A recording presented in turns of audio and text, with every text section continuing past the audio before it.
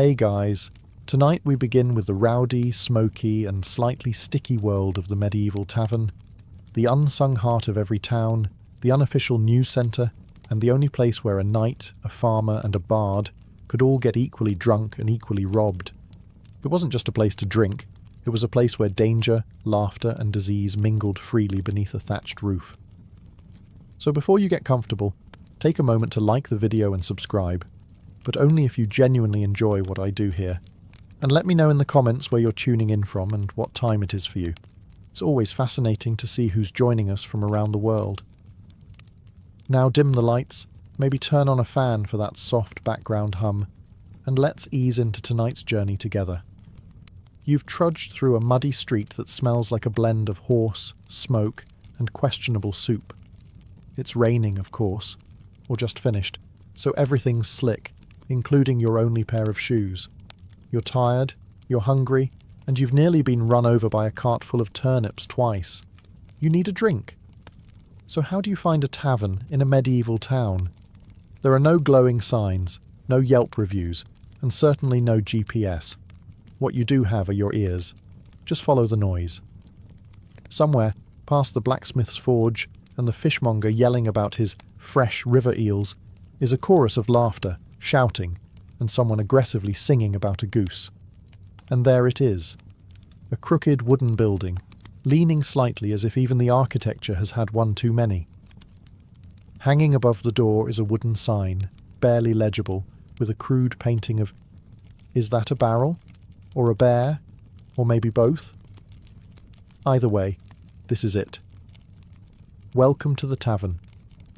The front step is slick with ale, and as you push open the heavy, iron-hinged door, it lets out a creak so long and dramatic it might qualify as its own form of entertainment. Instantly, warm air and the rich perfume of smoke, wet wool, stale beer, and mystery meat hit your face like a drunken handshake. You've made it. Inside, the ceiling is low enough to make tall men duck and drunk men bump their heads. The floor is dirt. Not metaphorically, literally, though someone's laid down straw in an attempt to pretend it's cleaner. It isn't. There are no private booths, no waiters with menus, and no such thing as quiet conversation. This is a medieval tavern, and it only comes in two settings: rowdy and closed due to fire. You spot an open seat at a lopsided bench near the hearth, but it's wet. With what, you don't ask. Someone nearby is arguing about a stolen chicken. Another is passed out with a ladle still in his hand. A one-eyed dog gnaws on a bone under a table like he pays rent there. And this, friend, is just the entrance. You've only just arrived, and already it smells like a night to remember, or forget. As the heavy tavern door slams shut behind you, the darkness wraps around your senses like a damp wool blanket, warm, uncomfortable, and slightly suspicious. Your eyes adjust slowly. Candlelight flickers against soot-stained walls, casting dancing shadows that make even the chairs look like they might pick a fight. The hearth blazes in the far corner, doubling as both heating and open-flame hazard. Smoke drifts lazily in the air, not quite escaping through the chimney that might be stuffed with a dead crow. But what hits you hardest isn't the noise or the heat, it's the smell. A medieval tavern's scent is less aromatic and more emotional trauma. The top notes are ale, warm, sour, and splashed liberally across every surface. Beneath that, sweat, years of it, human, horse, and maybe something mythical. Add a hint of mouldy bread, wet straw, and a whisper of boiled onions, and you have a blend no perfumer has dared bottle. The tables are carved with years of initials, crude drawings and knife scars. They wobble with a kind of stubborn pride. The benches creak under the weight of muddy boots, thick cloaks and questionable decisions. The floor? Dirt as promised, but layered with straw meant to soak up spills, spit, and the occasional unconscious customer. You step carefully. One wrong move and your foot sinks into something with a texture best left undescribed. The crowd is a living, breathing organism. Loud laughter erupts in one corner, while two men argue about the price of a pig in another. A woman slams a mug down hard enough to spill half her drink, and no one even flinches. A man at the next table stares at you with the dazed look of someone who's either thinking very deeply or forgetting how chairs work. Someone nearby sneezes. The entire left side of the room collectively leans away. And still, despite the overwhelming assault on your modern sensibilities, there's something welcoming here. The tavern is alive. It's rough, raw, and completely unfiltered. The medieval version of a community hub, minus the hygiene, and with 400% more shouting. You find your seat. It's a bit damp. It's probably cursed. But for now, it's yours. At first glance, the tavern's layout looks like someone arranged the furniture during an earthquake, and then just decided to leave it that way. There's no blueprint, no bar area, no cozy booths in the back. Just a sprawling, uneven spillage of tables, benches, barrels, and the occasional wooden crate being passed off as a seat. Everything is too close together or too far apart, depending on how drunk you are. The hearth is the only real centerpiece, a big open fire roaring against one wall, doing its best to provide warmth, light, and a healthy dose of indoor smoke inhalation. Around it, people crowd in for comfort, like moths with mugs. Those with the best seats hog the warmth. Those without? Well, that's what ale is for. The bar, if you can call it that, is usually just a thick wooden plank resting across two barrels, sagging under the weight of jugs, mugs, and elbows. Behind it stands the tavern keeper, multitasking between pouring drinks, yelling orders, and giving that one guy in the corner the death stare of, "You still haven't paid for last Tuesday." There are no menus. You ask what's available and brace yourself. The answer is usually ale or shut up and wait. A narrow staircase, possibly original, definitely splintery, leads to the upstairs rooms. If you squint, you can see a boot hanging from one of the railing posts. No one's entirely sure if it's decorative or a warning. Some taverns have a back room. It might be for storage. It might be for illegal gambling. Or it might be where the last person who insulted the barmaid was taken, never to be seen again. It's best not to ask. The walls are stained with candle soot, the windows are covered with greasy cloth or animal hide, and every surface has been thoroughly polished by the elbows, boots, and spilled drinks of generations past. And maybe a chicken. Somehow, despite the chaos, or because of it, it works. Everyone knows where to go, how to sit, when to shout, and when to duck.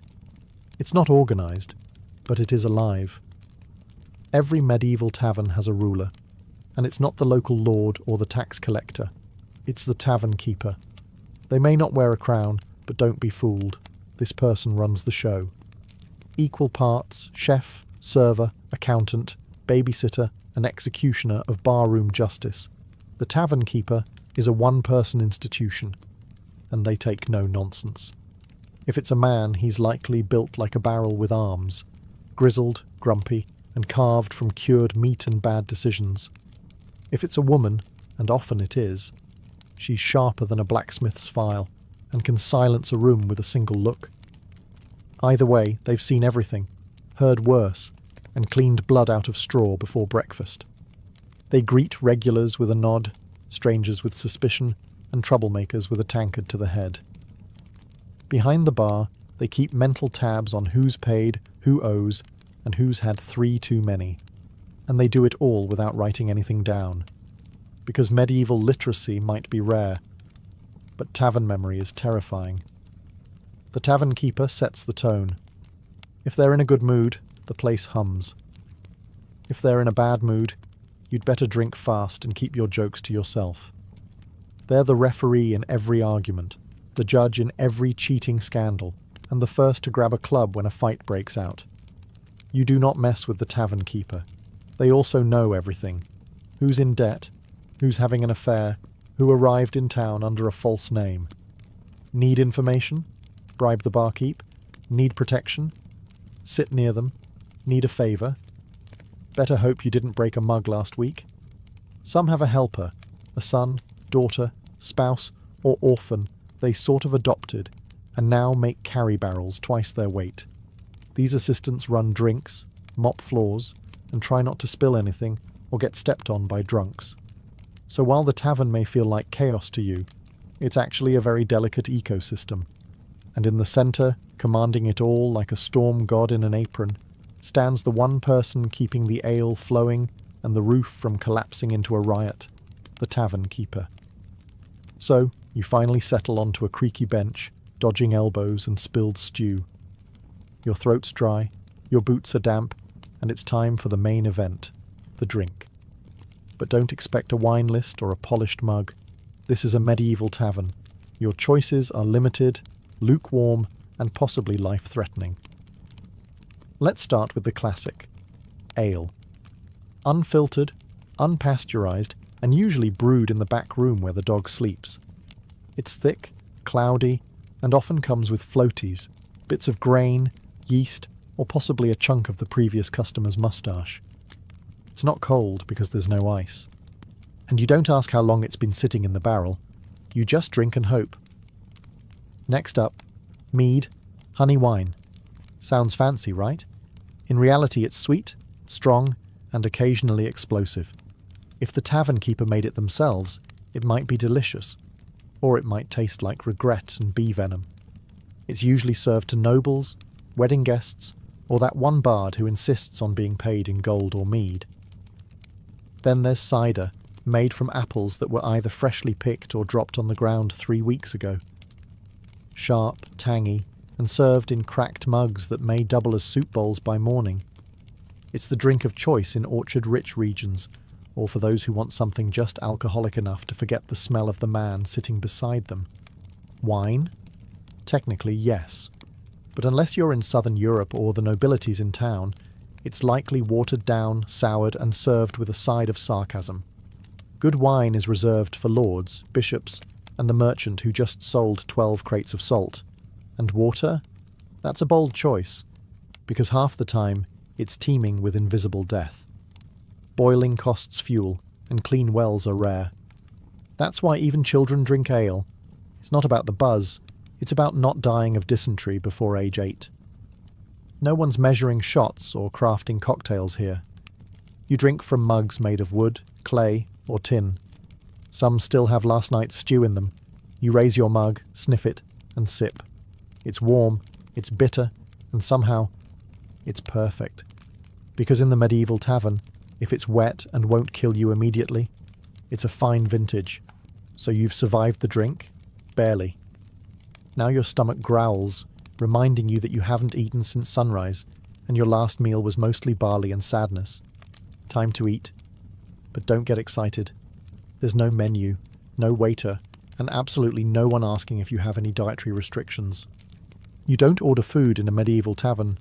You ask what's left, then hope it's hot and only vaguely mysterious. The star of the tavern table is usually pottage, a thick stew made from whatever grains, vegetables, and questionable proteins were lying around that day. It's been cooking in the same pot since Monday, and it's now Thursday. New ingredients are added daily. Nothing is removed. It's less of a meal and more of a culinary time capsule. If meat is involved, congratulations. It's probably rabbit, pigeon, or the unlucky chicken who wandered too close to the fire. If it's game meat, it might be delicious. Or it might be aged past reason and seasoned with desperation. Your bowl is made of wood or clay. Your spoon? Either your own or your fingers. Most people carry their own knife, so eating is a BYO cutlery affair. And don't expect napkins, just the sleeve of your tunic or a shared rag that's seen things it'll never forget. Bread is also on offer. It's tough, dark, and heavy, more a weapon than a food. If it's soft, it was baked today. If it's hard, it was baked last week. Either way, it pairs well with cheese that smells like an old boot and has started developing its own personality. Sometimes there's salted fish, sometimes pickled eggs. Occasionally you'll find a tavern offering a special, which is just a fancier way of saying, we had too much of this lying around. Flavour, optional, texture, unpredictable. Still, in the flickering firelight, with noise all around and the warmth of food in your hands, it's not bad. It's filling. It's hot. And if you don't think too hard about what's floating in your bowl, it might even be comforting. You're not here for fine dining. You're here to eat like a survivor. Once you've found your seat, ideally one without a knife stuck in it, you start to notice the real entertainment, the people. A medieval tavern is the original social media feed, loud, chaotic, half-true, and fully committed to oversharing. To your left, there's a red-faced farmer, already deep into his fourth ale, retelling the same story about his cow giving birth sideways. He slaps your shoulder mid-sentence like you're a lifelong friend, or a good replacement for the pig he usually drinks with. At the far end of the room, a hooded stranger sits in shadows, nursing a drink slowly.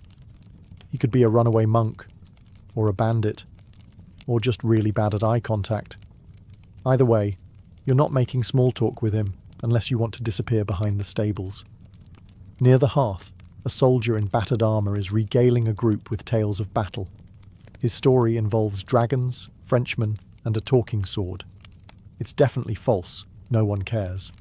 His tankard is full, and his audience is laughing. There's a merchant, loud and sweaty, shouting prices for grain that no one asked for. He pulls gold coins from his pouch like a man begging to be robbed by midnight. A pair of locals play dice on a warped table, their expressions intense. One of them clearly cheats. The other knows and lets it happen, probably saving the fight for when his ale runs out. A bard strums in the corner, voice cracking on the high notes of a love song that sounds suspiciously like one he just made up. No one minds. He's wearing pants, and he's in tune. That's already better than last night's guy. Women wander through the crowd, some tavern staff, others working their own business. They're sharp-eyed, confident, and absolutely not to be trifled with. They'll flirt, laugh, or knock your teeth in depending on your tone. Children occasionally dart between legs, swiping leftover bread or coin. No one stops them. It's just part of the rhythm. Everyone is watching, drinking, plotting, and pretending not to notice the man slumped under the table. This tavern isn't just a place to eat and drink. It's a living, breathing performance.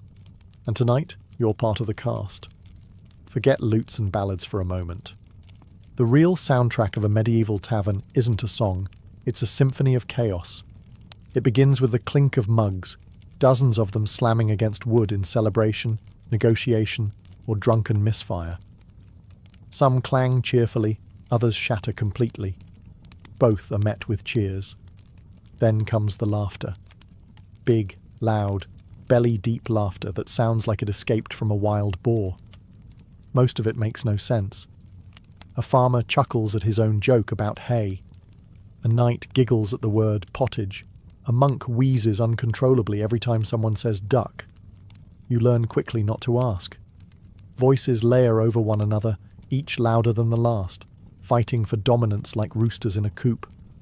There's arguing, storytelling, shouting about taxes, and at least one person misquoting scripture to win a bet. The bartender yells orders while swatting flies. A barmaid shouts at a man who tried to grab her, and someone keeps repeating, "Another round," like a battle cry.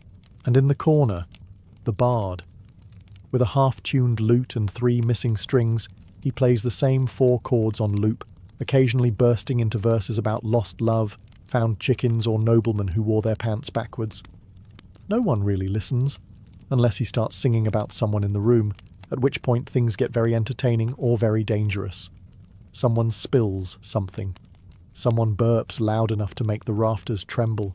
Someone else falls off a bench and keeps talking from the floor like it's intentional. In the background, dogs bark, a goat bleats. Why is there a goat? And chairs scrape across dirt like thunderclaps in a wooden cavern. It's not peaceful, but it's oddly rhythmic. Occasionally the room goes quiet. Not by choice, just a sudden lull. It lasts exactly 3 seconds. Then someone farts heroically, and the music starts again.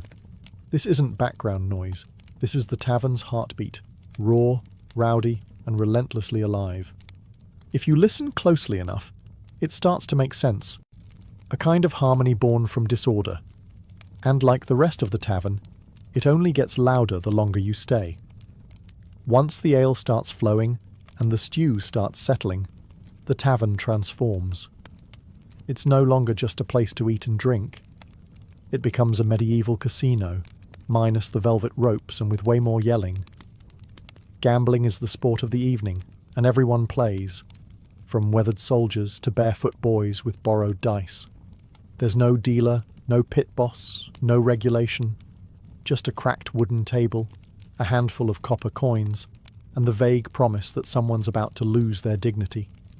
Dice are the game of choice, carved from bone, wood, or whatever was lying around.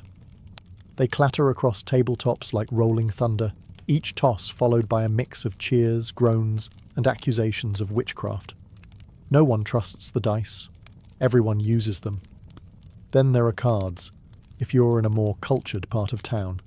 Thick, hand-painted, worn to the edges, and always missing one or two. The rules shift based on who explains them. Sometimes you're trying to get the highest number. Other times you're matching symbols or just making it up as you go. It's like poker, but with more slapping. Wagers range from money to mugs to livestock. Yes, someone once bet a goat. Someone else bet their boots. And someone else bet their own freedom for the night. Spoiler, he lost. The regulars are slick. They shuffle quickly, roll slowly, and smile a little too wide. Cheating? Of course. It's half the fun. A hidden die here, a marked card there, a mysterious cough when the lucky player leans in. If you win big, you buy a round or risk getting jumped.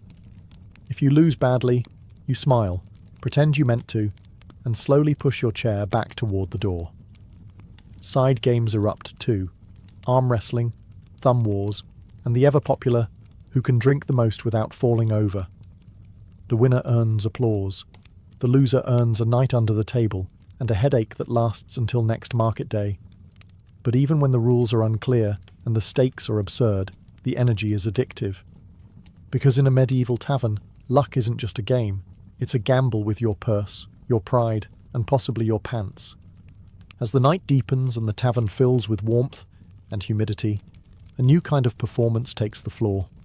One made of words, music, and confident nonsense. This is story time, medieval style. A bard clears his throat in the corner, gently plucking at a half-tuned lute, the strings squeaking like old boots. He's missing a few teeth, but not a bit of confidence. With a dramatic flourish, he launches into a ballad of heartbreak and heroism. Something about a knight who fell in love with a mermaid and drowned nobly while reciting poetry. No one believes him. Everyone listens anyway. That's how it works here. Truth is optional. Entertainment is everything. Around the tables, others join in. Not bards, just patrons with ale-fueled bravery and a tale to tell. One man swears he once wrestled a bear and lived to drink about it. Another claims he saw a witch turn a cow into a goat. A third insists he's related to Charlemagne on his mother's cousin's side. Everyone's story begins with, "You won't believe this, but..." And they're right. We don't. But we want to. Boasts become ballads. Mishaps become myths. Someone tells a joke so bad it circles back to being good. Someone else recites a poem, likely plagiarized from a monk's scroll. The room claps, hoots, or throws bread, depending on the quality or quantity of the performance. If you're lucky, a skald or minstrel might be passing through. Professionals who travel from town to town, exchanging music for coins, meals, and occasionally a place to sleep indoors. Their songs are polished, their tales long, and their ability to rile up a crowd? Dangerous. But even they know the golden rule of tavern tales. Never let facts ruin a good story. In this smoke-filled room, with the fire crackling and the mugs sloshing, storytelling isn't just entertainment. It's tradition. It's connection. It's how you make friends, enemies, and the occasional lifelong drinking partner. By midnight, Half the tavern is reenacting the story of the one-legged knight who fought off 6 highwaymen with a ladle. You laugh, you cheer, you forget it's all made up. Because in a medieval tavern, every liar is a legend, if the story's good enough. As the night deepens and the ale keeps flowing, something changes in the air, a kind of boozy boldness. The bard is halfway through his 3rd song about unfaithful shepherdesses, and suddenly, everyone's feeling romantic. Welcome to medieval flirting. Subtlety has left the building. It starts with eye contact, or at least one eye, slightly squinting through a mead-induced haze. A man with 2 remaining teeth leans across a bench and slurs, "Milady, your beauty burns brighter than the hearth." She responds by hurling a bread crust at his forehead. The room cheers. Others try their luck more gently, offering refilled mugs, clumsy compliments, or offers to help carry a bowl of stew so it doesn't spill. Spoiler, it still spills. If you're a woman in the tavern, staff, guest, or travelling merchant, you're likely used to fending off at least 3 would-be poets, 2 arm wrestlers, and 1 man who tries to impress you by balancing a knife on his nose. Sometimes it works. Usually, it ends with a black eye or an empty purse. For those actually seeking companionship, taverns offer more than just flirting. Courtesans work the room with practiced ease, knowing who has coin, who has charm, and who will pass out before making it to the stairs. Transactions are discreet, but the implications are loud. Jealous lovers? Oh yes. Nothing sparks a tavern fight faster than a stolen glance, a wandering hand, or a husband catching his wife laughing a little too hard at the bard's joke about bishops. Tables are overturned, mugs are weaponized, a bench gets broken in half, again. And yet, somewhere in the middle of all this chaos, genuine sparks fly. A shy baker's daughter and a travelling stonemason laugh over shared stew. 2 drunk farmers bond over a mutual hatred of turnips. A monk accidentally flirts with a nun. Love, or something like it, survives in even the rowdiest corners. Because in the medieval tavern, romance is equal parts charm, chance, and not falling face first into your bowl mid-sentence. You might win a heart, you might earn a slap. Either way, you're going to remember it, or at least hear about it the next morning. It was bound to happen. Maybe someone spilled a drink. Maybe someone accused someone else of cheating at dice. Maybe 2 people claimed the same bench and neither backed down. Or maybe someone said something about someone else's mother, goat or soup. Doesn't really matter. Suddenly it's on. The tavern, once a blur of music and mugs, turns on a dime. A stool flies. A tankard crashes to the floor. Someone yells, "Hold my bread!" and launches themselves over a bench with all the grace of a drunk catapult. No one is surprised. In fact, most people don't even stop drinking. A bar fight in the Middle Ages isn't rare, it's expected. It's practically a feature. And while it sounds terrifying, it's usually more comedic than deadly. People swing wildly, miss, trip, and land in someone's dinner. Hair is pulled, beards are grabbed, shirts are torn. The tavern keeper roars like a battlefield general while holding a ladle in one hand and a club in the other. Occasionally someone joins the fight with no idea why. They just saw action and leapt in, fists first. Others place informal bets, cheer, or slide their mugs out of splash range. Weapons? Rare. Most folks know better.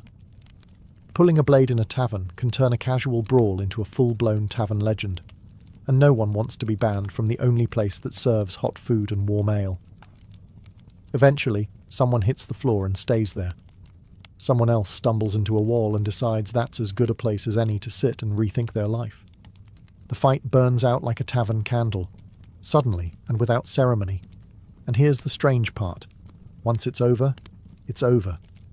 The fighters are separated, mugs are refilled, someone starts a song, and within 10 minutes, everyone is laughing again, including the guy with the bleeding nose.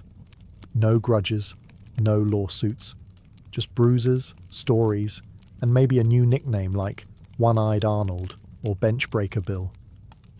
Because in a medieval tavern, a good fight is just part of a good night. Messy, ridiculous, and weirdly bonding. And if no one gets hurt too badly, it's just another round of entertainment. So the brawl's over, the bard has passed out mid-ballad, and your stomach is full of mystery stew and slightly fermented cider. It's time to sleep, or at least attempt to. But don't expect a feather bed and lavender-scented linens. This is a medieval tavern, not a spa. If the tavern offers lodging, it's likely a creaky staircase away. Upstairs, past slanted floors and beams low enough to test your skull's durability. The rooms are small, cold, and absolutely shared. Privacy doesn't exist. You're sleeping shoulder to shoulder with strangers, some snoring like church bells, others dreaming loudly in languages you've never heard. Beds? Technically. Most are straw-stuffed mattresses, thin, lumpy, and crawling with what medieval folks fondly called companions. You lay down fully clothed, boots on, dagger under your pillow, not for comfort but for defensive strategy. Blankets are shared, so are smells. And if someone had garlic earlier, someone always has garlic, it will become an intimate part of your dreams. If you're too poor, or too drunk, for a room, you sleep downstairs, on a bench, under a table, or just in a corner by the hearth, curled up next to a dog that may or may not belong to the tavern. You'll be stepped on, probably sneezed on, and maybe used as a footrest. The tavern never really quiets. Even after the last mug is drained and the last fight patched up, there's always someone muttering in their sleep, a log popping in the fire, or a distant fart echoing through the rafters. And yet, somehow, you drift off. It's not comfortable. It's not clean, but it's safe enough. The fire keeps the worst of the cold away. The tavern keeper keeps watch with one eye open and a club in hand. And the noise becomes its own kind of lullaby. Familiar, human, alive. You'll wake with a sore neck, a dry mouth, and a questionably acquired bruise. But for a few hours, you sleep, in the company of travellers, rogues, farmers, and fools. No kings, no silence, just snoring, straw, and the faint hope your boots are still there come morning. Dawn creeps in like an uninvited guest, sliding pale light through the cracks in the shutters and poking at your eyelids with merciless persistence. The tavern has changed overnight, not quieter exactly, but quieter in a defeated sort of way. You open one eye. Someone's boot is on your chest. Someone else is mumbling in their sleep about sheep taxes. The bard is snoring under a table, clutching his lute like a lover. A chicken hops across the floor, pecking at yesterday's bread crusts. No one questions where it came from. The fire has died down, leaving the room cold and smoky.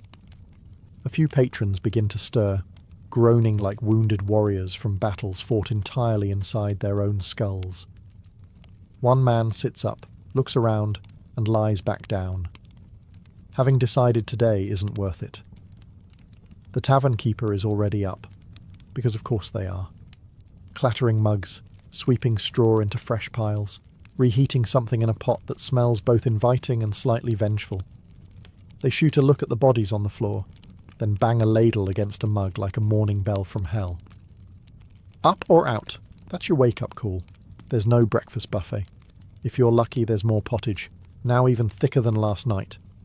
Bread is rewarmed, ale is watered down, and no one has the strength to complain. Some patrons just dunk their heads in a barrel of rainwater outside and call it clean living.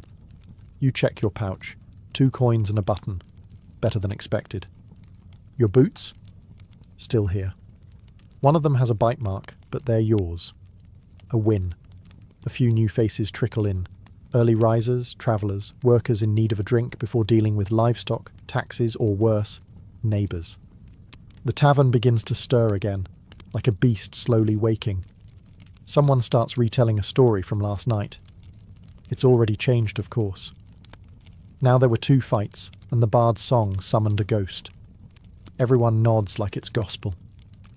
The night was chaos. The morning is groggy, grimy, and full of regret. And yet, you smile. Because somehow, you survived it. By now, You've felt the sweat, the smoke, the sticky ale under your boots. You've survived the shouting, the flirting, the pottage, and possibly a flying bench. And through all that, one thing becomes clear. The medieval tavern wasn't just a drinking hole, it was the beating heart of the community. In a world with no phones, no newspapers, no social networks, the tavern was where news travelled. A merchant from the coast could share gossip from a foreign port. A soldier could describe the war from the front. A bard could sing songs that stitched people together, even if the lyrics changed every night. This was a place for connection. Farmers drank beside craftsmen. Pilgrims shared bread with thieves. Strangers became friends, or at least drinking buddies, before the second round. Here, social classes blurred, rumours were born, alliances were made, and grudges were buried, or fuelled further, depending on how the dice rolled. The tavern was also where business happened. Deals made, contracts shaken over splinters and spilled cider. It was a court, a confessional, and a theatre stage all at once. You could find a job, lose your purse, get married, or start a feud in a single evening. And it offered something else too. Something you couldn't buy at the market or pray for in a chapel. Relief. From the cold. From the work. From the endless seriousness of surviving medieval life. For a few hours you could sit near a fire, hear a bad joke, sing a worse song, and forget, just briefly, how hard the outside world was. Even if the ale was warm, the bed was itchy, and the food had more bones than broth. The tavern gave you a sense of being alive, among the living, and in an age where everything from disease to war to a sharp winter could take you without warning, that was no small thing. So when you stepped into a medieval tavern, you weren't just buying a drink. You were buying belonging, story, and maybe, if the floor wasn't too crowded, a place to sleep where the fire still burned. Because long before cafes and pubs and coffee houses, there was the tavern. Loud, dirty, honest, and absolutely unforgettable.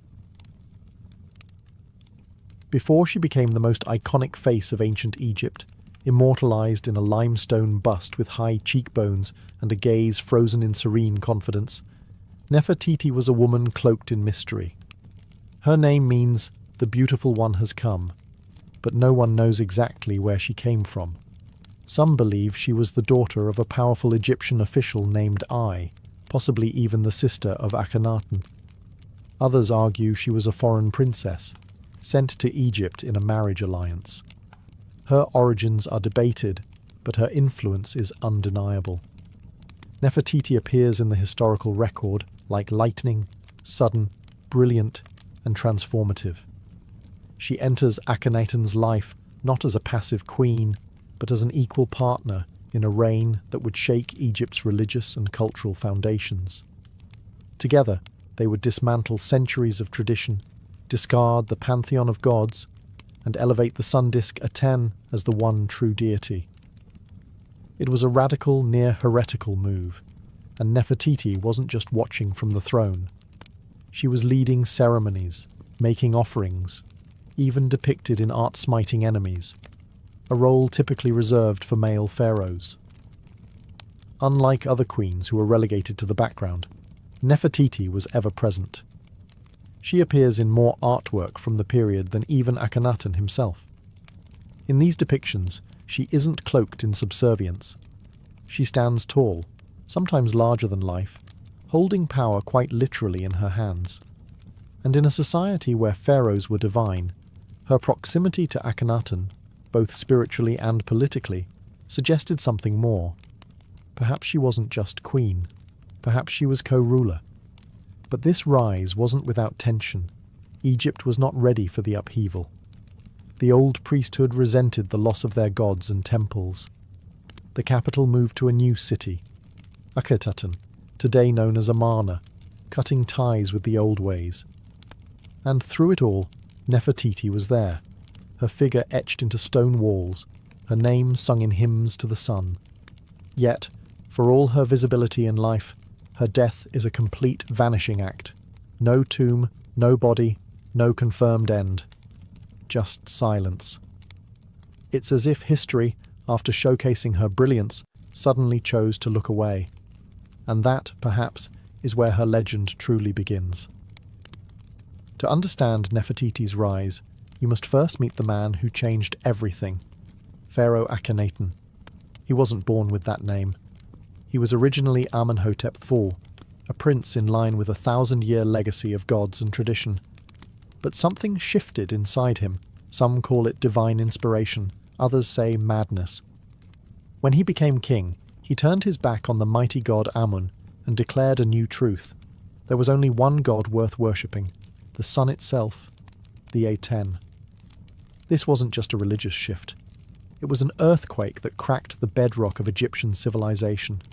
Imagine a society built around temples, priests, and rituals being told overnight that their gods were false, their worship obsolete. Akhenaten didn't just preach monotheism, he enforced it. The temples of Amun were shut down. His name was chiseled off monuments. Statues were smashed. Entire cities were abandoned. In their place, Akhenaten built something new. Akhetaten, a city dedicated solely to Aten, where the sun would rise directly between the cliffs and bathe the city in sacred light. And through it all, Nefertiti stood at his side, not as a silent consort, but as a full participant. In the reliefs of the period, she's shown worshipping Aten with the same reverence as Akhenaten.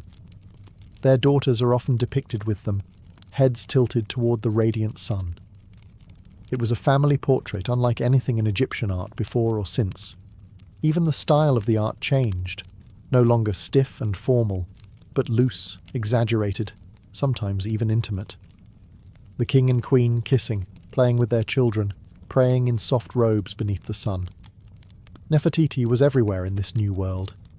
At times, she even overshadowed her husband. Some historians believe she held real political power, maybe even acted as co-regent. There are inscriptions that refer to her as Neferneferuaten, a name some believe she used when she began ruling in her own right. It's unclear if Akhenaten shared the throne out of love, strategy, or necessity, but it was clear. Without Nefertiti, this revolution may not have held together as long as it did. But revolutions are fragile. The gods don't take kindly to being replaced. And the people? They were quietly watching, waiting for the old order to return. By the height of her influence, Nefertiti had become more than a queen. She had become an icon. Not just of beauty, but of divine femininity and royal power. Egypt had seen great queens before, Ahmose Nefertari, Hatshepsut, but Nefertiti's presence felt different. She wasn't ruling from the shadows or taking power through war. She was reshaping the spiritual and cultural fabric of Egypt beside her husband, in real time, as a living goddess. She bore Akhenaten 6 daughters, Meritaten, Meketaten, Ankhesenpaten, and others, all of whom were frequently depicted in family scenes beneath the rays of Aten. Curiously, no sons were ever confirmed. In a kingdom obsessed with lineage, this was both a political problem and a historical mystery. Was it fate, or was something else at play? Some suggest Akhenaten may have had sons with other wives, or even, more controversially, with Nefertiti herself, fueling modern speculation and uncomfortable theories that range from the speculative to the salacious.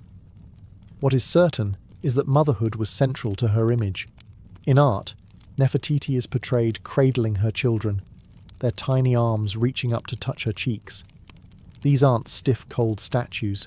These are living moments, carved in stone, intimate, emotional, radiant. In an age where pharaohs were often distant gods, Nefertiti's portrayal as a nurturing mother softened the divine, making it human. Yet there was another side to her iconography, one far more powerful. In multiple depictions, Nefertiti wears the blue crown usually reserved for male rulers. She is shown smiting enemies, riding chariots, making offerings without Akhenaten beside her. These were not symbolic gestures. This was a queen performing the sacred duties of a king. It suggests a quiet but radical truth. Nefertiti may have been preparing for something more than partnership. she may have been preparing to rule. Whispers in history suggest that after Akhenaten's health began to decline, possibly due to genetic disorders or stress, Nefertiti took on more governing responsibility. But this is where the record starts to fade. In the final years of Akhenaten's reign, she vanishes from the public eye. No fanfare, no funeral inscriptions, no confirmed burial. Did she die young? Did she fall from power? Or was she about to become something even greater than a queen? Something history tried and failed to erase? One day, Nefertiti was everywhere, etched into walls, praised in hymns, ruling alongside a revolutionary pharaoh. And then, like a breath in the desert wind, she vanished. No ancient Egyptian queen had ever been so visible. Yet around year 12 of Akhenaten's 17-year reign, the records grow eerily silent. Her name disappears from the inscriptions. Her image fades from the art. No tomb, no death announcement, no mourning scene. For a woman so central to Egypt's cultural upheaval, her absence is more than strange. It's a black hole in history. So what happened to her? One theory suggests the simplest answer. She died. Childbirth was risky, even for royalty. Nefertiti's second daughter, Meketaten, also disappears from records around this time, possibly indicating a dual tragedy, a mother and daughter lost in the same dark moment. But if that were true, why no elaborate funeral, no tribute, no temple? This was a woman revered like a goddess. A quiet death doesn't fit the script. Others propose something far more political. Perhaps Nefertiti fell from favour. Maybe the tides turned within the royal court. Akhenaten, increasingly isolated, could have sidelined her, possibly in favour of another consort. Some suggest a co-ruler named Smenkhkare, an enigmatic figure who appears briefly in the historical record, may have replaced her. Was this a male heir? A half-brother? Or was Smenkhkare Nefertiti herself, under a new name? That's the most electrifying theory, that Nefertiti didn't disappear at all. She transformed. Evidence suggests someone named Neferneferuaten ruled in the final years of Akhenaten's reign. This individual used feminine grammar in inscriptions and even referenced Akhenaten as her beloved husband. Could this have been Nefertiti, crowned as pharaoh in her own right? If so, she would have joined the rarest ranks in Egyptian history, a female king like Hatshepsut before her. But even this theory dissolves in sand. Neferneferuaten's reign ends abruptly, and then comes a name more familiar. Tutankhaten, later Tutankhamun, a child king who would reverse his parents' reforms and restore the old gods. If Nefertiti did reign alone, it was short.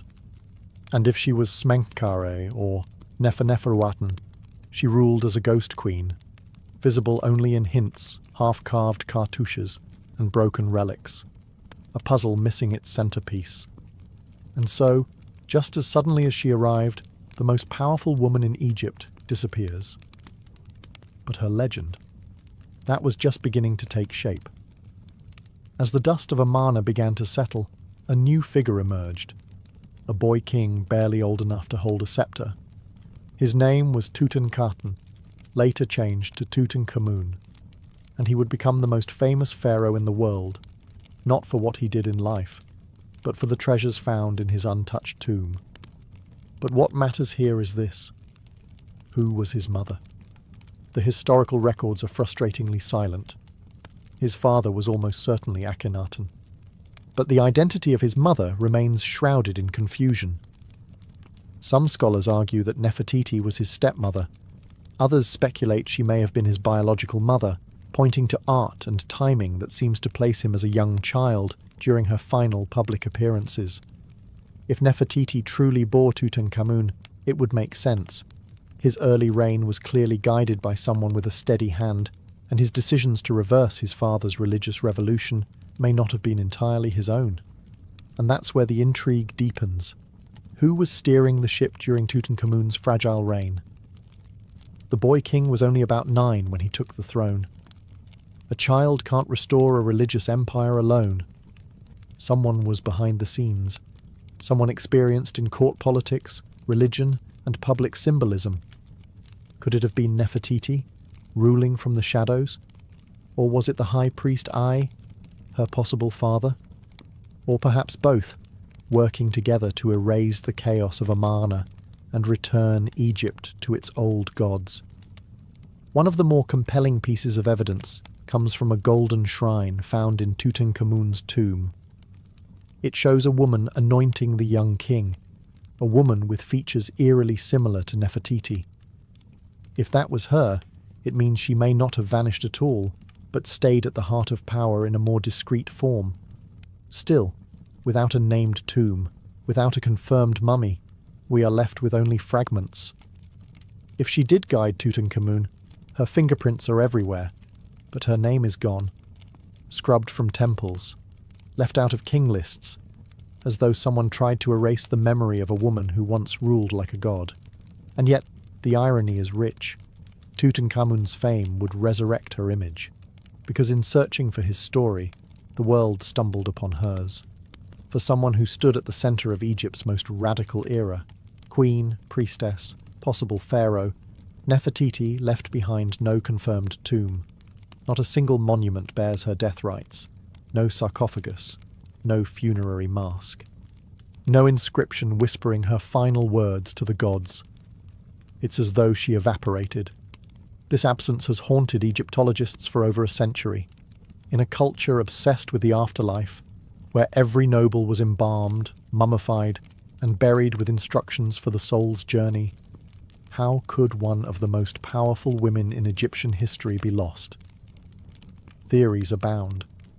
One possibility is that she was buried hastily and without ceremony in the waning years of the Amarna period. Perhaps her radical legacy made her dangerous in the eyes of the new regime. Her tomb may have been dismantled, her name defaced, part of the sweeping effort to erase the memory of Akhenaten's heresy. After all, the return to traditional gods was swift, and vengeance in stone-cut hieroglyphs was common. Another, more tantalizing theory suggests her tomb was never truly lost. It was simply misidentified or still hidden. Some researchers propose that she lies within the Valley of the Kings itself, concealed behind the walls of Tutankhamun's tomb.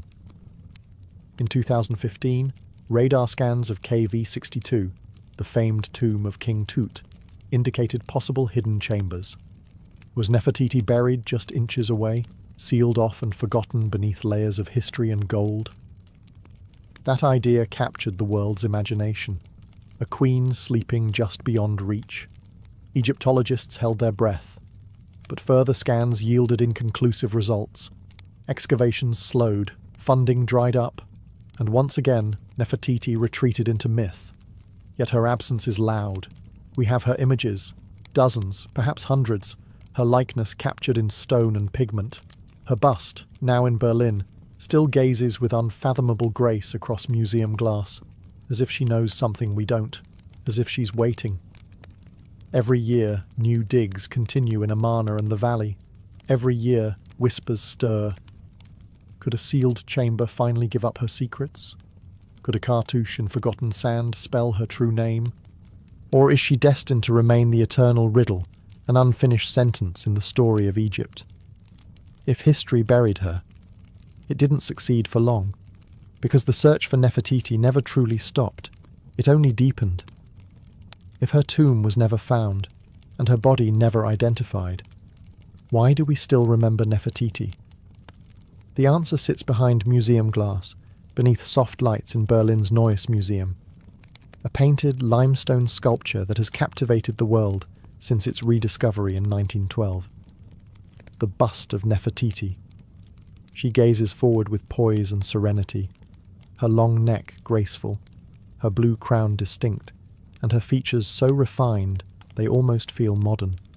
One eye is unfinished, perhaps left that way intentionally, or perhaps a forgotten detail during the workshop's final days. Yet, even incomplete, she is timeless, unforgettable.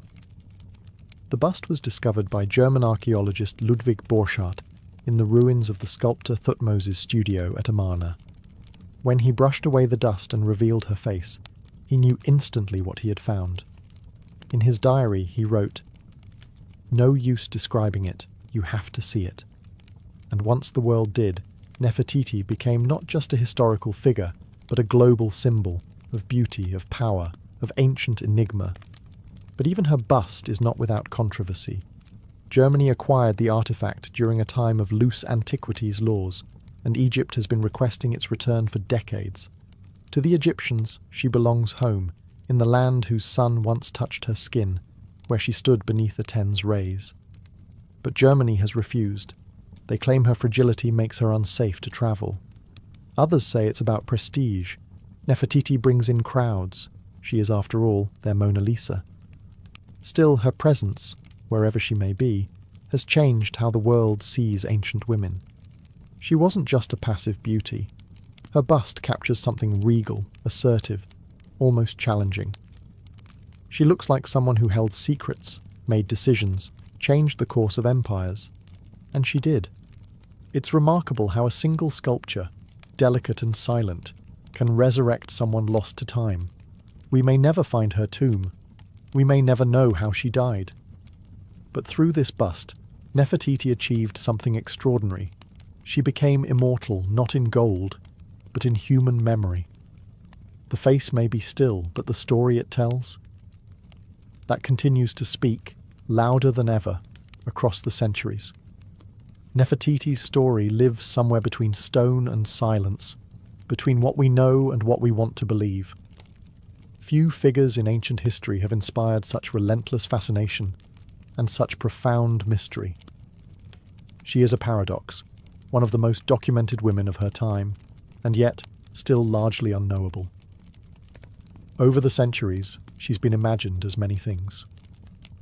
To some, she was a goddess in human form, the living embodiment of divine beauty. To others, she was a political mastermind, the force behind the throne, perhaps even the throne itself. Some have portrayed her as a romantic figure, tragically lost in the sands of revolution.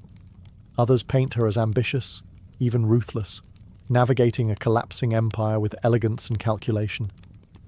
But what do we truly know? We know she was more than a royal wife. Her imagery rivals that of kings. Her presence during religious rites, royal ceremonies, and even scenes of battle reveals a woman not just beside power, but wielding it. In a patriarchal world, she carved out her own space, not through rebellion, but through presence, through poise, through sheer command of the visual and spiritual language of her time. We know she was central to one of history's boldest religious shifts. While Akhenaten may have envisioned the monotheistic sun cult, it was Nefertiti who embodied it. She was the human face of a divine ideal, the bridge between the Aten above and the people below. She didn't just serve the gods.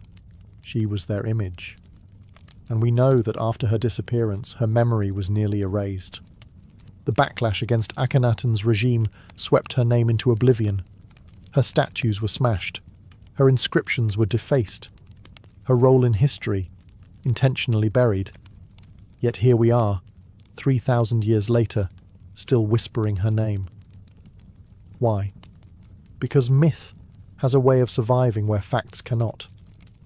Because when a woman becomes both an icon and an enigma, she slips into a space where time can't reach her. Because sometimes the questions echo louder than the answers. And maybe, just maybe, that's exactly how Nefertiti wanted it. To be remembered, not explained. To be admired, not contained.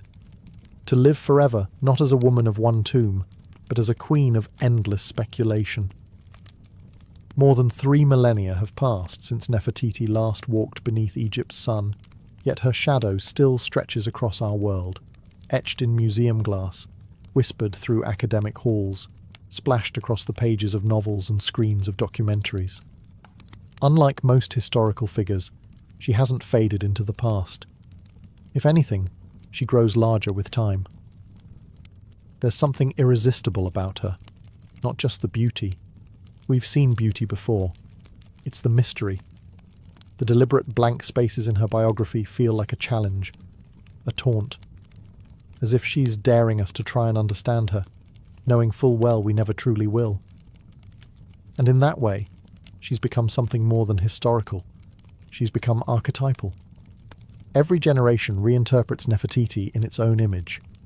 In the early 20th century, she was an exotic queen, mysterious and submissive. In the feminist wave, she became a symbol of female power, an ancient ruler lost to patriarchal erasure. In modern media, she's a style icon, an African queen, a political player, even a possible pharaoh. She has lived 1,000 second lives, not through facts, but through imagination. But maybe that's the most fitting afterlife of all. In ancient Egypt, immortality wasn't just about mummification, it was about memory. If your name was spoken, your image seen, your story retold, you lived on. You could travel the field of reeds, dine with the gods, exist beyond death. Nefertiti, whether by design or by chance, has achieved that. Her name is spoken across continents. Her face is one of the most recognized in human history. Her story, though fractured, still commands attention. So in a way, her greatest legacy wasn't carved into a tomb or sealed beneath desert stone. It was this: enduring curiosity. She left behind a perfect mystery, a life half seen, half erased, and wholly unforgettable. And perhaps that was her final act of power, not just to rule an empire, not just to shape religion or raise royal daughters, but to become timeless. Nefertiti, the beautiful one who has come, never truly left. She remains here, in our questions, our wonder, and our need to remember the women history tried to forget. She lives not in gold or glory, but in the eternal act of being searched for. And what is more immortal than that? China, where the clouds hang low and the wind hums through bamboo groves, a dragon lies coiled. But it is no myth, no fire-breathing beast of legend. This dragon is made of earth and stone, carved by centuries of calloused hands and patient vision. It is the Longji rice terraces, known to locals as the dragon's backbone, and its curves ripple across the mountainside like scales, shimmering with water, rice, and ancient pride. From a distance, the terraces resemble a sleeping creature. Hills ripple with rhythmic precision, each layer rising and falling like the sinew of a living form. But step closer, and you'll find something even more alive.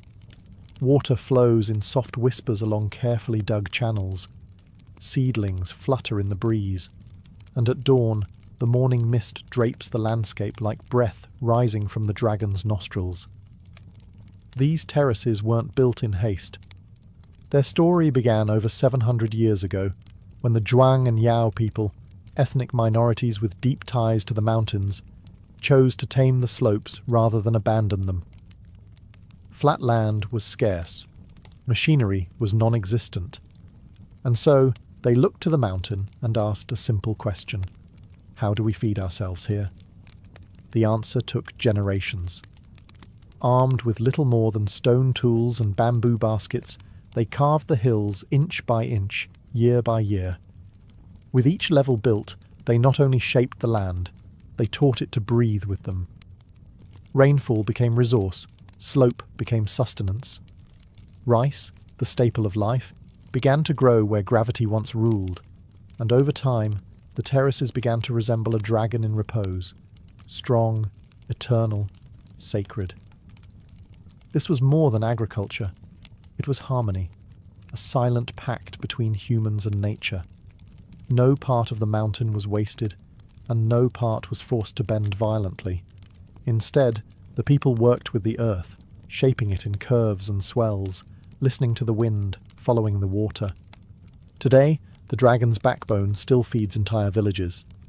But more than that, it reminds us what patience can build. In a world racing forward, here lies a dragon that was never chased, only carved, layer by layer, dream by dream. To walk among the Longji rice terraces is to step into a world carved by persistence. There is no illusion here, no machine tracks, no corporate survey markers. What stretches across these mountains are the fingerprints of human endurance. Every curve, every slope, every drop of water has been arranged, stone by stone, with hands that knew the pulse of the land. Centuries ago, when the Zhuang and Yao peoples first looked upon these steep and unforgiving hillsides, they did not see obstacles. They saw opportunity. The lowlands were already taken, the fertile valleys already sown. But up here, amid the rugged peaks, there was possibility, if only they could make the earth listen. With no heavy tools they began. Wooden shovels, stone hoes, baskets of mud and rubble carried on backs worn by time. Slowly, terraces began to form, horizontal veins across the mountain, held in place by hand-stacked stone walls. These weren't accidental cuts into the slope. They were calculated. Each level had to be perfectly balanced, not only to hold water, but to carry it from one tier to the next without waste. One miscalculation could cause an entire section to collapse. Too steep and the water would rush, too flat and it would stagnate. So they measured not with rulers, but with generations of intuition. Children learned from their elders. Elders watched the seasons, and the mountain, in time, gave in, not with surrender, but with trust. And the result? A landscape that defies nature by flowing with it. From the valley base to the cloud-kissed peaks, these terraces rise like a spiral staircase to the sky. They mirror the topography with elegance, almost as if the mountain grew them itself. But no, the mountain did not shape these curves. Humans did. With no engines, no concrete, no architectural degrees. Just time, just trial and error, just the belief that land, no matter how steep, can be made to serve life. Today, the terraces remain functional, still farmed, still repaired, still respected. No bulldozers, no shortcuts. The old ways survive not because they resist the future, but because they proved something rare. That tradition, when rooted deep enough, can outlast every storm. If the dragon's backbone is muscle and bone, then water is its blood. It flows quietly, without pumps or engines, tracing ancient channels that slip from mountaintop springs into every terrace below. This hydraulic choreography is no accident. It is the secret life of the terraces, the reason they've endured for centuries. At the top of the mountain, rainwater and natural springs are caught in narrow ditches and earthen canals. From there, gravity becomes the farmer's silent ally. The water descends through terrace after terrace, pooling gently in each field before spilling into the next. This design, fluid, seamless, ensures that every patch of rice receives what it needs. No more, no less. There are no valves, no switches. Control lies in subtle gates made of stone or wood, adjusted by hand and habit. If one terrace overflows, it could flood the next. If one leaks, a drought may follow. And so the villagers, guardians of this delicate system, walk the ridges daily, checking, adjusting, listening to the sound of flow. It's less like farming, more like playing an instrument. One wrong note, and the whole song is off. But the water does more than feed rice. It mirrors the sky. In spring, when the terraces are first flooded, the paddies turn to glass. They reflect the clouds, the sun, even the stars on a clear night. Visitors often describe the sight as surreal, like the mountain has become a living mirror, reflecting both heaven and earth. Then comes summer. The water thickens with stalks of green.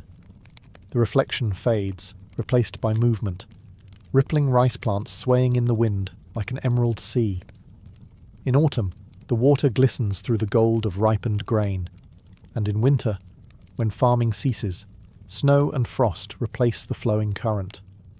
The dragon sleeps, but the channels remain, quiet veins awaiting spring. Time moves differently here, not by hours, but by moisture, by the first trickle of mountain thaw, by the sound of frogs returning, by the scent of wet soil. In a world that measures time in seconds, The people of Longji still measure it in seasons and drops, and so the dragon lives, not in fire and flight, but in ripples of water, pulsing gently through a living masterpiece of stone and soil. Spring in the Longji Mountains begins not with blossoms but with water. As the snow melts in the higher peaks, streams trickle downward, breathing life into the waiting terraces. The mirror-like paddies are ready. The dragon stirs, and the people prepare for the ritual that ties them to every generation before them, planting the first seed. There is no grand announcement, only quiet movement. Farmers, young and old, rise with the mist. They walk barefoot along the narrow ridges, straw hats low over their eyes, baskets balanced on their backs. The air is thick with the scent of soaked soil and mountain wind. The paddies, flooded just days earlier, now shimmer like polished jade. This is not a task for machines. It never has been. Each rice seedling, grown in nursery beds, is transplanted by hand, one by one, line by line. The workers step into the cold water and press the tender stalks into the mud with gentle fingers. It's a rhythm that feels almost sacred. Back bent, arm out, hand press, repeat. All day, sometimes for weeks. Children follow, splashing in the shallows, mimicking their elders. They learn not from textbooks, but by standing in the water, feeling the resistance of mud, learning the spacing by eye. It's how knowledge survives here, lived, not spoken. Planting is more than labour, it is ceremony. Offerings are made to the mountain spirits, songs are sung. In some villages, elders scatter the first handful of seedlings as a blessing. Every field planted is a promise, to the land, to the ancestors, to the children, yet to come. The pace is unhurried. No one rushes the dragon, no one races the mountain. Instead, the rhythm of planting becomes a meditation, a slow dance of human and nature, of patience and purpose. And as the days pass, green shoots begin to rise from the watery fields like whispers. From this moment forward, the terraces will grow not just rice, but hope. Each seed is a prayer, each row a quiet defiance against hunger and haste. And so begins the cycle once again, not with noise or fire, but with hands in mud and hearts in the sky.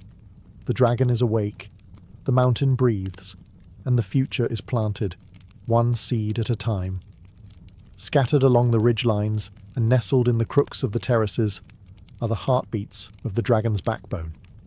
Villages like Ping'an, Dazhai, and Jingkeng. These are not just settlements. They are living museums of heritage, where every home, path, and balcony clings to the mountain like a memory that refuses to fade. The houses are built of timber, resting on stilts to protect them from the rains and the steepness of the slope. Their rooftops, dark and slanted, mirror the lines of the terraces they overlook. From above, they seem like wooden lanterns floating on waves of green. Inside, life is simple, warm, and deeply communal. Generations share a home. Meals are cooked over wood fires. The smell of rice wine and bamboo smoke drifts into the mountain air. The people here belong to ethnic minorities, the Zhuang and the Red Yao, each with their own language, customs and stories. You'll recognize the Yao women instantly. Their long black hair, uncut since childhood, is coiled into elegant shapes atop their heads. Some let it fall like silk waterfalls when they bathe in the river, a scene so graceful it borders on myth. Despite modernization creeping up the mountain trails, traditions hold strong. Hand-woven clothes dyed in indigo. Wooden looms creaking in quiet rooms. Music played on reed pipes and bronze drums during village festivals. Weddings still involve ritual dances. The harvest is still welcomed with song. Hospitality is not a transaction here. It's a reflex. Guests are offered tea brewed from local leaves, rice wine in carved gourds, and stories passed down from elders who remember the mountain before electricity arrived. They speak of dragons in the mist, of ancestors who first carved the hills, of spirits who still guard the fields. And though tourism now brings visitors from every corner of the world, the rhythm of village life continues, largely undisturbed. The rice still grows. The rituals still mark the seasons. The terraces, like the people, endure, not by resisting change, but by absorbing it slowly, carefully, like water descending one level at a time.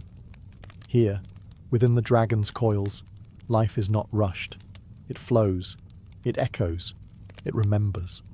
To walk the terraces of Longji is to walk through layers of myth. The hills are not just soil and stone. They're alive with stories whispered through bamboo groves and carried on the wind. For the villagers, these mountains are not merely land. They are sacred beings, shaped by gods, guarded by spirits, and inhabited by tales passed from one generation to the next. The most enduring legend speaks of a sleeping dragon whose body stretches across the ridges. Its spine rises in coils, the very terraces themselves. Locals believe that the curves of the mountain are not man-made, but rather the dragon's scales, rising and falling with breath. When mist rolls in from the valley and covers the paddies in white, it's said the dragon stirs, breathing gently in its sleep. Another tale tells of how the terraces were born from divine generosity. In a time of famine, the ancestors climbed the mountains and prayed to the heavens.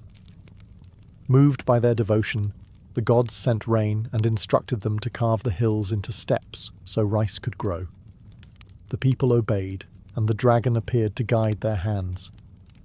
Ever since, they have honoured the mountain with respect, never shouting in the fields, never cutting trees without prayer. These beliefs are not written in books. They live in songs sung during the planting, in incense burned before a new growing season, in the silence kept during misty mornings. Children grow up hearing these tales not as fantasy, but as truth embedded in the land. To laugh at the dragon is to risk bad harvest. To disrespect the spirits is to invite flood or drought. There are spirits in the water too. Some farmers still make offerings before releasing the spring water into the terraces for the first time each year. A few drops of rice wine, a prayer murmured under breath. Not for show, just tradition, as natural as tying a shoe. And whether you believe in dragons or not, something sacred hangs in the air. Maybe it's the silence, maybe it's the clouds, or maybe it's the quiet certainty that this place is more than human work. It's a story, still being told, written not in ink, but in stone, water, and rice. For centuries, the dragon's backbone was a secret kept by the mountains, remote, quiet, and known only to those who called it home. But no place, no matter how sacred, remains untouched forever. The road came. The wires followed. Tourists, cameras, and smartphones climbed the hills alongside the farmers. And the terraces, ancient and weathered, faced a question they'd never had to answer before. How do you survive the modern world? At first, there was worry. Some feared the mountain would be sold piece by piece to developers. That concrete would replace wood. That culture would become costume. But the people of Longji didn't just endure. They adapted. Not by abandoning the past, but by weaving the present into it, one careful thread at a time. Villagers began opening their homes to guests, not as resorts, but as family stays. Visitors eat local meals, sticky rice steamed in bamboo, wild greens picked that morning. They sleep in wooden stilt houses, where roosters still announce the sunrise. The experience isn't curated for show, it's lived, honest, real. And the farming. It continues. Each season, locals still flood the terraces, still plant by hand, still harvest with sickles worn smooth by time. Children attend school by day, but help in the fields at dusk. Tourism may bring income, but rice brings life. One supports the other. Both are essential. Some young villagers have left for the cities, but many return. There is something magnetic about the terraces, something deeper than nostalgia. It's the sound of water sliding through the channels, the way the stars reflect in the paddies, the way the mountains teach patience. Local festivals have grown louder, yes. There are now microphones where there were once drums, Signs in Mandarin and English stand beside sacred springs. But the rituals still happen. Offerings are still made. Elders still lead the songs. The dragon's backbone didn't resist change. It absorbed it, with grace, with balance. The terraces remain not because they are frozen in time, but because they breathe with time, flexing, adjusting, but never breaking. In an age where tradition is often sacrificed for progress, Longji stands as quiet proof that progress can walk gently, if it chooses, that the old ways still have room in the modern world, especially when they are this beautiful.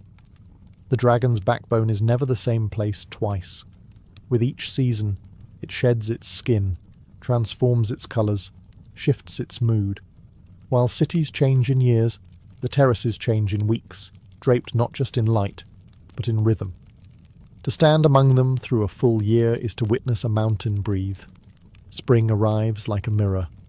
The terraces are flooded in preparation for planting, and the still water reflects the sky like silver glass. Clouds drift not just above, but below your feet. Visitors speak of walking through heaven. The fields look empty, but they're full of potential. Beneath the surface, life is stirring. Summer brings a burst of green. The rice shoots stretch tall and straight, blanketing the hills in an emerald cascade. From a distance, the terraces look like ribbons of velvet, rolling in every direction. The air is warm and wet. Frogs call from the paddies. Farmers, knee-deep in water, work from dawn till dusk, their hats bobbing like tiny sails on a jade sea. Autumn is gold. Harvest time. The rice matures, and the terraces catch fire in the sunlight, glowing with grain. The fields ripple in the wind and drums echo through the villages. Families gather. Songs are sung. Sticky rice is cooked. It's not just a season, it's a celebration. The dragon, fully awake, offers its bounty. Winter draws the mountain into stillness. The terrace is empty, the water drains. Snow sometimes falls, dusting the steps in soft white. Other times, frost clings to the walls like lace. There are no tools in the field, no voices, only silence. The dragon sleeps, resting, waiting. Each season writes a different poem. Spring reflects, summer grows, autumn feeds, winter rests. The beauty of Longji isn't just in its shape, but in its cycle, in how it accepts time without resistance, in how it transforms quietly, never needing to announce itself. Photographers chase the light here, hoping to capture something eternal, but the terraces don't freeze for anyone. They move, they breathe, they teach us, softly, that beauty is not static, it's a rhythm, a practice, a promise renewed with every season. And so the dragon turns again, not with roar or flame, but with water, grain, and wind. In the end, the terraces are more than fields. They are a vow, quiet, curved, and carved into the mountainside. A promise passed down from hand to hand, season to season, generation to generation. The dragon's backbone is not just a wonder of agriculture or a masterpiece of engineering. It is the story of what happens when humans choose to live with the land, not against it. There were easier paths. The ancestors of Longji could have moved to valleys, chased flatter ground. But they stayed. They studied the slope, listened to the stone, followed the water. And in doing so, they made the impossible ordinary, feeding villages on a mountainside. Every curve holds a lesson, not just about rice, but about patience, about legacy, about care. These terraces weren't built in years, or even decades. They took centuries. There is no shortcut to harmony, no machine that can replicate the knowledge etched into each stone wall by calloused hands and quiet persistence. And yet nothing about them is frozen. The terraces are alive. They evolve. They bend with the weather, with the needs of the people, with the shape of the world. That's their secret. They were never rigid. They were always fluid. Even now, as the modern world climbs the hills with its signals and screens, the terraces remain grounded. They change. but they do not vanish, because their roots are not just in soil. They are in story, in ritual, in the simple, enduring act of planting a seed and trusting the sky. To walk the dragon's backbone is to witness a contract between humans and the earth, a contract signed with sweat and sun, renewed with every harvest. It's a reminder that progress does not always mean speed, and that greatness doesn't always roar. Sometimes it murmurs, like a stream slipping over stone. And perhaps that is why the terraces speak to so many, from farmers to travellers to dreamers, because they represent what we've nearly forgotten. That the most lasting things in this world are not built with force, but with rhythm, humility, and time. The dragon sleeps, the people endure, and the mountain remembers. Most visitors to Giza lift their eyes to the sky, drawn to the towering silhouettes of the pyramids and the gaze of the great Sphinx. But few ask what lies beneath, under the sand, under the Nile, under centuries of forgotten currents. For in the quiet shallows near the ancient village of Abu Rawash, just a short distance from the Giza plateau, a strange tale stirs. It speaks of something enormous, eroded and ignored, an underwater sphinx. Local fishermen have whispered of it for generations, a smooth-backed shape that seems too symmetrical to be natural, a feline form, half buried in mud and waterlogged sediment. When the Nile's waters recede during droughts, parts of it emerge. Stone curves, grooves, and what some say is a carved paw, impossibly worn but unmistakably shaped by hands. It doesn't sit among the tourist routes. There are no guideposts, no velvet ropes, no tour buses idling nearby. Just an area thick with reeds, brackish water, and silence. Explorers who've ventured there claim the land itself feels different, charged, as if memory clings to it. Beneath the murk, sonar scans have picked up geometric patterns and what appear to be blocks placed with intent. But what truly startles are the claims that this figure, a sphinx-like formation submerged near Giza, may predate the pyramids entirely, not by decades, but by millennia. If true, it would shatter the established chronology of Egyptian civilization. The mainstream timeline anchors the Great Sphinx at around 2500 BCE, but this underwater form, if genuinely carved, could belong to an age when the Sahara was still green and the Nile ran wild through a wetter, lusher land. Skeptics, of course, dismiss it as a misidentified rock formation, limestone shaped by water and wishful thinking, but the grooves, the curves, the alignment with celestial markers, it all invites more questions than answers. The site remains unexcavated. Official archaeologists have largely ignored it. Perhaps it's nothing. Perhaps it's everything, a relic not just of Egypt's past, but of a world lost to flood and time. For now, the so-called underwater Sphinx lies quiet, not sleeping, waiting, and if it could speak, one wonders what secrets it would tell, and why so many seem determined not to listen. The legend of the underwater Sphinx moved from whispered folklore to global curiosity in the 1980s. That's when a few independent researchers and divers began publishing strange reports, accounts of a massive lion-bodied figure partially submerged near the Giza plateau. Early photographs were grainy, inconclusive, and often dismissed. But they sparked something that couldn't be put back in the bottle: curiosity, and more dangerously, doubt. One of the most vocal early proponents was an amateur Egyptologist who claimed to have seen a weathered monument deep beneath silt and flood layers during a brief drought window. According to him, the figure wasn't an isolated rock or erosion trick. It had geometry, legs, symmetry, even the faint suggestion of a carved face. Naturally, this challenged the traditional narrative. Egyptology, as a discipline, rests on structure and established timelines. Most scholars place the construction of the Giza pyramids and the Great Sphinx at around 2500 BCE during the reign of Pharaoh Khafra. The suggestion of another Sphinx, older and partially submerged, would require rethinking not just Egyptian history, but the timeline of human civilization itself. Mainstream academics responded with caution, even disdain. Without peer-reviewed excavation, carbon dating, or stratigraphic studies, the claim couldn't be taken seriously.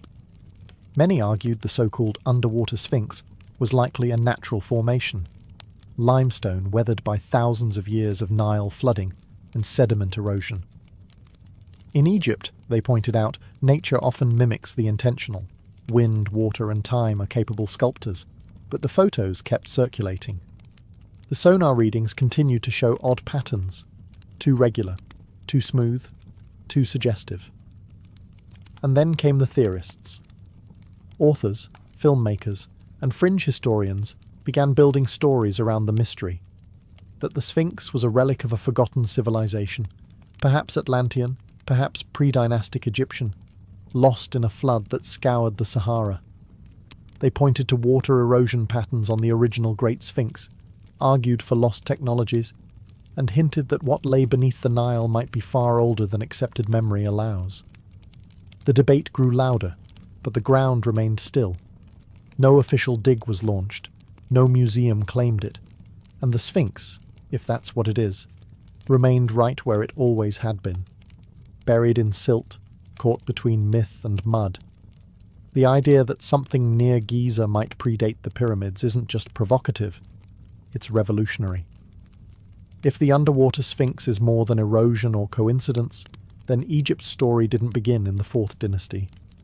It began before it, deep in prehistory, when the Sahara was a green savanna and the Nile roamed wider, wilder, and less predictable. This possibility gained traction in the 1990s when geologist Dr. Robert Schoch studied the Great Sphinx itself. He argued that the deep vertical weathering on the Sphinx's enclosure wasn't caused by wind and sand, but by rainfall, heavy, sustained, ancient rainfall, which hadn't touched the Giza Plateau since at least 7000 BCE. That pushed the possible date of the Sphinx back by thousands of years, well before the first pharaohs carved names into stone. If water shaped the original Sphinx, could water also have hidden an even older sibling? The so-called underwater Sphinx sits in a lower region near ancient floodplains. Some satellite imagery and ground-penetrating radar suggest possible foundations, rectangular outlines, and deliberate shaping, all buried beneath silt and seasonal water. These signs hint that the site may not just be older than the Sphinx, it may come from a time when nothing in Egypt was yet carved in hieroglyphs. Supporters of the theory point to Egypt's missing chapters, the gap between the end of the Ice Age and the rise of the first dynasties. During this time, the Nile shifted courses, the Sahara transitioned from wet grasslands to dry desert, and civilizations may have risen and fallen, undocumented and erased. The idea that an ancient people, pre-literate, pre-pharaonic, could have shaped a monument of this scale seems implausible to traditional historians. But is it? Göbekli Tepe in Turkey was built around 9600 BCE by hunter-gatherers. It features megalithic pillars with carved animals, predating Stonehenge by thousands of years. Could Egypt hold a similar secret? An ancient culture that marked the land with stone long before papyrus carried their stories? If the underwater Sphinx was built in such a time, it would change everything we know about human history. It would suggest not just forgotten ruins, but a forgotten age. One that may have whispered to the builders of Giza, leaving behind more than myth, perhaps a monument drowned, then forgotten. Stone doesn't lie, it remembers. And around the site of the so-called underwater Sphinx, it tells a quiet but persistent story, not just of time, but of water. Sediment layers, erosion marks, and flood patterns hint at a history long before the desert became dry, long before the Nile settled into its familiar course, long before the pharaohs carved their names into history. Geologists who have examined photographs and data from the site near Abu Rawash note peculiar erosion marks, smooth, rounded grooves that suggest prolonged exposure to flowing water. Not wind, not sand, but rainfall and movement, forces absent from this region for thousands of years. Similar arguments have been made about the Great Sphinx itself, especially its enclosure wall. Critics of the standard timeline point out that the deep vertical fissures seen on the Sphinx's surrounding trench don't resemble wind erosion at all. They mimic rainfall, heavy, sustained prehistoric rain. Now, at the possible underwater Sphinx site, we see the same signature, only this time hidden beneath a shallow flood basin. During periods of low Nile flow or excavation, parts of the structure are said to rise into view, lion-like haunches, shoulders, and a foundation that seems too level to be natural. Researchers who have surveyed the area note that the basin is geologically active, with high clay content and evidence of ancient water tables fluctuating violently. The stone there is heavily worn, but not randomly. The wear follows the shape of the structure itself, flowing in lines that suggest deliberate carving, then drowning. Some sediment layers around the site date back to the early Holocene, when Egypt was wetter, greener, and prone to massive flooding. If a monument had been carved then, it could have stood for centuries before being swallowed by mud, forgotten by shifting populations, and buried under the Nile's wandering silt. Skeptics argue this is all coincidence, natural formations teased into myth by hopeful eyes. But water doesn't form symmetry. It doesn't carve pores. It doesn't create aligned foundations or echo the geometry of a known sphinx just a few miles away. So the question deepens. If water erased this monument from view, what else has it taken with it? And more urgently, how much of history still lies hidden beneath the surface? If the underwater sphinx is truly there, silent, carved, and ancient, why hasn't it been excavated? Why does it remain beneath layers of mud and silence, passed over by archaeologists, ignored by governments, and left to the currents? The answer, like the artifact itself, lies beneath the surface. Egypt's archaeological institutions are protective, rightfully so. The nation guards its ancient heritage with rigid protocols, strict excavation rules, and an insistence on academic consensus. Digging up any site, especially one that challenges the traditional timeline, requires permits, funding, international oversight, and, most importantly, institutional approval. And that approval often rests on one unspoken rule: do not rewrite Egypt's history without a mountain of undeniable evidence. And that's the problem. The so-called underwater Sphinx has never received an official, state-sponsored excavation.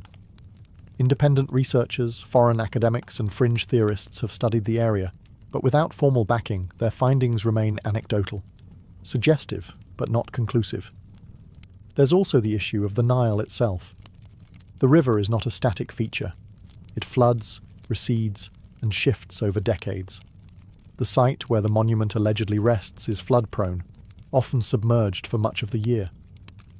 Excavation would require draining the area, rerouting water, protecting nearby ecosystems, and managing structural damage caused by centuries of sediment pressure. That alone would take years, if not decades. Then there are political factors. A discovery of this magnitude, if validated, would disrupt more than academic timelines. It could challenge established narratives, upset national pride, and attract a media frenzy Egypt might not be eager to welcome. The Ministry of Antiquities prefers to promote discoveries that reinforce Egypt's grandeur, not question its foundational history. Some whisper that certain institutions may already know more than they reveal, that preliminary studies have been done quietly, behind closed doors. But without public records, peer-reviewed findings, or government announcements, these claims drift into conspiracy. And so, the monument remains buried. Whether by accident or design, it sleeps under mud and skepticism. It is a strange irony that in a land obsessed with preserving its ancient past, one of its greatest mysteries may be hidden in plain sight, unclaimed, unstudied, and untouched by time's official record. But nothing stays buried forever. To the ancient Egyptians, the Sphinx was more than a sculpture. It was a symbol, part guardian, part god, part mystery. With the body of a lion and the head of a man, The Sphinx represented strength fused with wisdom, physical power tamed by royal mind. It was a cosmic sentinel, placed at thresholds where the divine met the mortal. The most famous, of course, is the Great Sphinx of Giza. Towering 66 feet high, it has guarded the plateau for over 4,000 years, facing the rising sun, watching over the tombs of pharaohs. Its exact origin is still debated. Some say it was built by Khafra. Others argue it may be far older, its face recarved over time. So what would it mean if a second Sphinx, hidden, water-worn and possibly older, exists just miles away? It would change everything. No known records speak of twin sphinxes at Giza. Ancient texts are silent. But in later Greco-Roman tradition, there are mentions of guardians positioned in balance, flanking sacred spaces. In Egyptian architecture, symmetry is sacred. Temples often have twin statues, twin obelisks, twin avenues of lions. Why not twin sphinxes?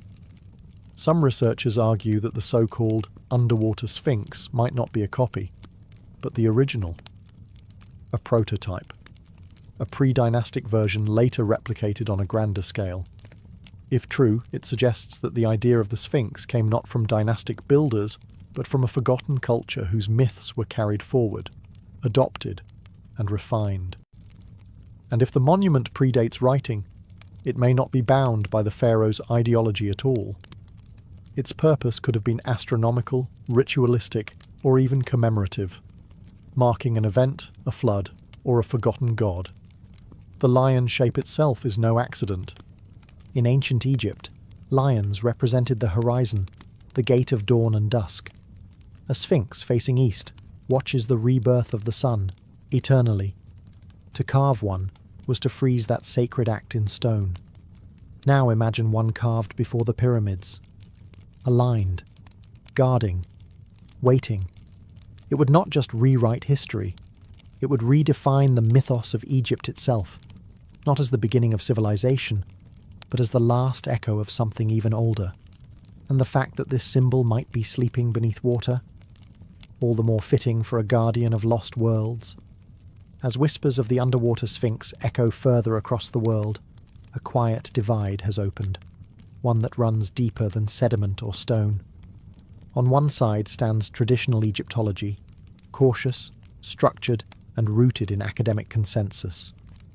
On the other, a growing community of independent researchers, alternative historians, and curious minds who believe something extraordinary is being overlooked. Mainstream scholars insist on evidence, peer-reviewed studies, stratigraphy, inscriptions, and radiocarbon dates. Their concern is not unwarranted. Egypt is filled with natural rock formations that resemble human or animal shapes, and misidentifying them can lead to misinformation. Archaeology, after all, must be careful. The past is fragile. It cannot be rebuilt once broken by careless hands or media hype. But to others, caution has become complacency. Independent investigators, many of them trained scientists or engineers from outside the field, argue that the underwater sphinx and similar anomalies deserve deeper study. They point to high-resolution satellite images that show unnatural symmetry, to LiDAR scans that detect rectangular foundations beneath layers of mud, to erosion patterns that seem shaped not by chaos, but by design. They also question the political motivations behind silence. Tourism dollars flow through well-trodden monuments. A new sphinx, especially one that threatens the accepted timeline, could disrupt Egypt's narrative and authority. The fear, they suggest, is not of fraud, but of rewriting everything. Books, documentaries, podcasts, and conferences now regularly feature the underwater sphinx. It has become a symbol of hidden history, used as both rallying cry and cautionary tale. Supporters call for open excavation. Detractors warn against pseudoscience. The truth, as always, is lost in the middle, buried beneath voices as thick as the Nile's silt. The divide isn't just academic, it's emotional. It speaks to how we approach the past. Do we trust only what has been confirmed, or do we follow the hints left just beyond reach? The underwater sphinx forces that question into the open. It's not just a rock or a relic, it's a litmus test for how curious we're allowed to be. And as long as it remains unearthed, both sides will continue to argue, above a monument that says nothing, yet might change everything. There's something haunting about a mystery buried in plain sight, especially when it wears the face of a lion and stares up from the mud with ancient silence. The so-called underwater sphinx near Giza may or may not be real, but its pull is undeniable. It stirs something in us, a yearning not just to discover, but to remember. Because deep down, the story of a forgotten monument taps into something older than archaeology, the human sense of loss. We've always lived beside ruins. Cities fall, languages die, civilizations vanish beneath waves, sand and ash. We look to the past not just for answers, but for identity. Who were we? How far back do our stories stretch? And what have we forgotten in our rush toward progress? If the underwater sphinx is real, if it was carved by hands before recorded history, it becomes more than a relic. It becomes a voice from a chapter we didn't know existed. A marker from an age when people may have understood the stars differently, honoured the earth more intimately, or carried a mythology we can only guess at. Some believe it belongs to an advanced prehistoric culture lost to global catastrophe, a theory often dismissed as fringe. But whether or not that's true, the emotional gravity remains. To imagine a monument carved long before the pyramids, submerged by rising waters, and then erased, is to confront how fragile civilization truly is. And perhaps that's why the story persists. It reminds us that time is not linear, that empires are temporary, that even stone can disappear if the river flows long enough. But more importantly, it reminds us that discovery isn't over, that Earth still holds secrets not written in textbooks. In an era defined by instant answers and global data, the underwater sphinx is a rare thing, an unanswered question, a possibility, a mystery not yet solved by drones or algorithms. And whether it proves to be natural rock or a forgotten monument, it already holds value, because it makes us wonder. Wonder if the past is deeper than we thought. Wonder if myth holds memory. Wonder what lies just beneath the surface, waiting for someone to listen. The underwater sphinx of Giza, whether carved or accidental, confirmed or dismissed, remains where it has always been, beneath the surface, beneath the mud, the water, the weight of time. It has no plaque, no name, no spotlight, and yet it speaks softly in the absence of answers. For every monument we've unearthed in Egypt, there are others still buried, still waiting. Some are too fragile to uncover. Others are lost to the shifting Nile, drowned beneath layers of silt and secrecy. And a few, like this one, sit in plain view, ignored not because they lack importance, but because they ask questions we're not yet ready to answer. Maybe that's what makes the underwater sphinx so powerful. Not its size, not its age, but its silence. It forces us to confront the limits of what we know and the discomfort of what we might have overlooked. In truth, it may never be excavated. Politics, funding, and tradition form walls taller than any tomb. But that doesn't mean it's irrelevant. Quite the opposite. The monument's very obscurity has turned it into a mirror, reflecting not just what lies buried, but what we choose to remember, and what we choose to forget. It also reminds us that history is not a closed book. It's a living puzzle, scattered across landscapes and shorelines, waiting for a shift in tide, a change in thinking, or a brave question to unsettle the dust. Perhaps one day the water will recede and the full form will rise, pause, face, and all. Perhaps radar will confirm what myth has long suspected, or perhaps the mystery will remain, passed from generation to generation, like a whisper between stones. But whether monument or mirage, the underwater sphinx already serves its greatest purpose. It stirs the imagination, and in a world drowning in certainty, that may be its greatest gift. Because maybe the most ancient things aren't just buried in sand or time. Maybe they're buried in us, in our need to explore, to remember, and to believe that somewhere out there, beneath waves or desert, the past still breathes and still waits to be found.